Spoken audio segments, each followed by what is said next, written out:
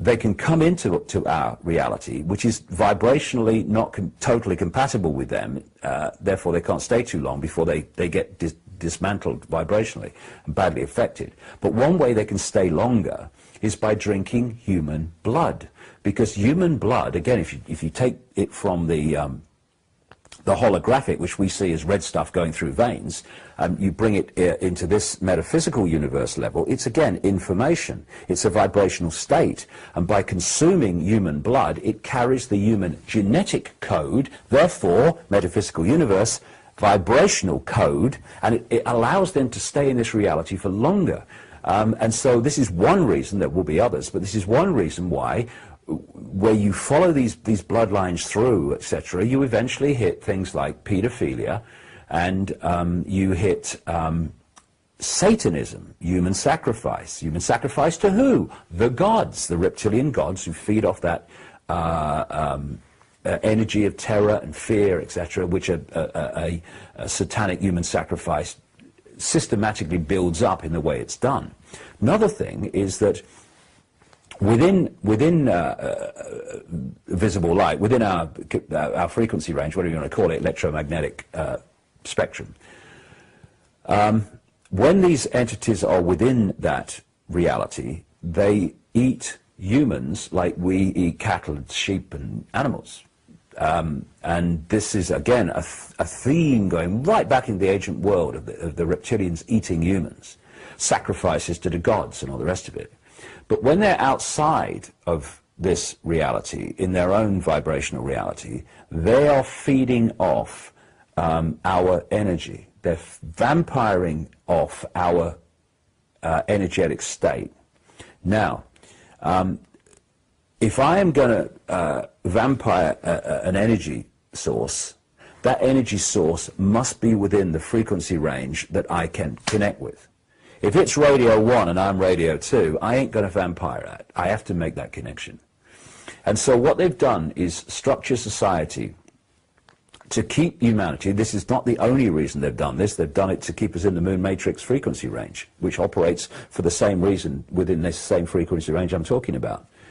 They have structured society to generate maximum fear, maximum stress, maximum frustration, maximum anger, maximum conflict, because that low vibrational energy and wars, like world wars and stuff like that, and 9/11s, they generate enormous amounts of human low vibrational emotional energy, and they feed off this stuff, and then that power, that sustenance, is then recycled back in the control system. But the reason that when I've investigated almost any, not every one, but almost any of these major Illuminati names, it's led eventually to Satanism, and invariably it's led to pedophilia. Why? Because again, this energetic vampiring. What these pedophiles are, indeed what these elite pedophiles are, like Father George Bush and people, I've been naming him for years, and Ted Heath, the former Prime Minister of Britain, and endless bloody others, who appear on CNN and BBC News every day, by the way. We're going to have some real shocks when these names come out, and they're going to. The reason is that they're possessed entities. And in the general population, where people do not have famous names but are pedophiles, the same principle applies. You've got the human level, the hybrid, and they're having sex with the child. Invariably, it's anal sex, even if it's a girl.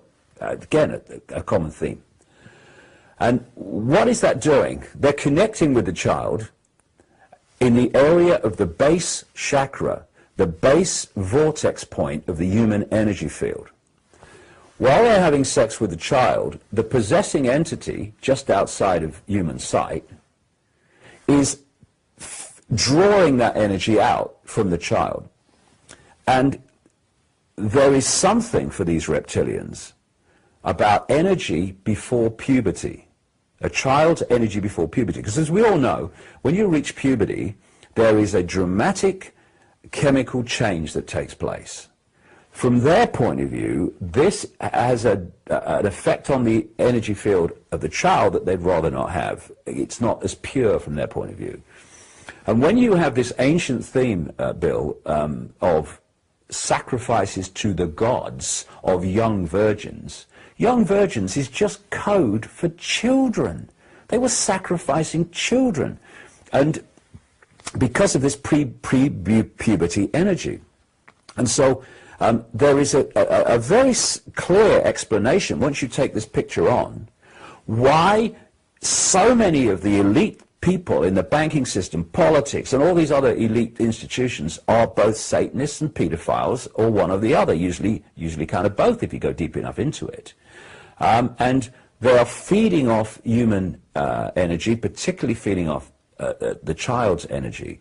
And I read a passage in one of the Carlos Castaneda books, after I understood all this, where he's quoting his shaman source. Carlos Castaneda books were in the 60s, that kind of period, when he was writing about the teachings of someone called Don Juan Matos, his Central American shaman. Some people say Don Juan didn't exist. I tell you what, if he didn't exist, well, you know, Castaneda was a bloody genius then, because what he put in his mouth was unbelievably accurate. And Don Juan Matos talks about the predators who came from the distance of the cosmos to take over humanity. And he talks about how they took over the mind of humanity. And a direct quote, they gave us their mind. I say that's how they did it. That's how they've done it. That's how they're doing it.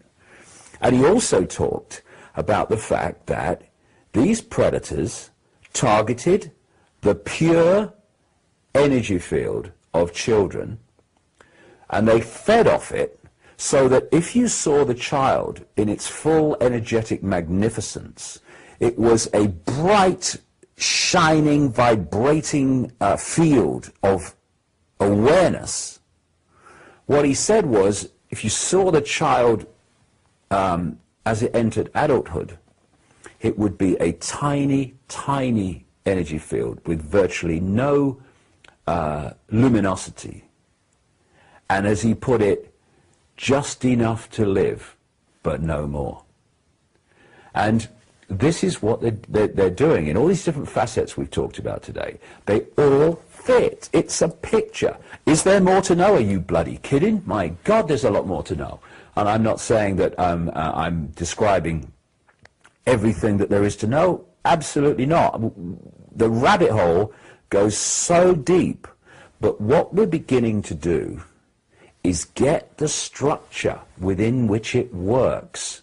And when you're putting a jigsaw puzzle together, I find anyway, not that I've done one for ages, that when you get the frame of the picture in place, all those bits with the straight edges, then you start to see much easier where the other pieces go. And of course, the more pieces go in, you start to know where this piece goes, because now you've got a much better idea of the picture, and that's where we're moving now.